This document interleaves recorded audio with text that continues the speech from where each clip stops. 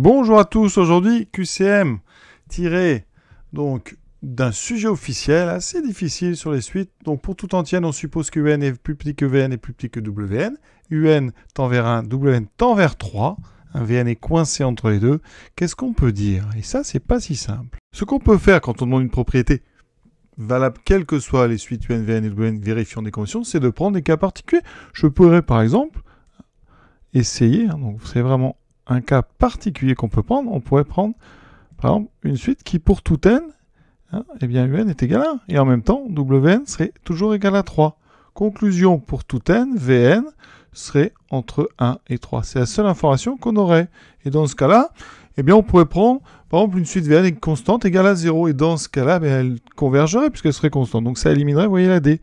Mais on peut aussi prendre une suite VN qui oscille entre 1 et 3. Donc dans ce cas-là, elle ne convergerait pas. Donc on élimine, vous voyez, facilement avec un cas particulier, les propositions A et D. Si on prend des cas plus généraux, eh bien UN va se rapprocher de 1. Il peut très bien se rapprocher de 1 en grandissant. Ça veut dire que finalement, U0 peut être beaucoup plus petit que 1 et W0 peut être beaucoup plus grand que 3, ce qui fait que V0 peut être en dehors de 1,3. Donc le C non plus, ça ne marche pas. Donc la seule possibilité qui nous reste, c'est la proposition B.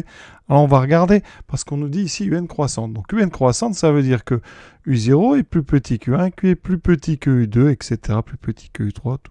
Voilà. Et ça, pour tout n, vous allez pouvoir dire que UN est plus grand que U0. Donc quel que soit n, UN est plus grand que U0.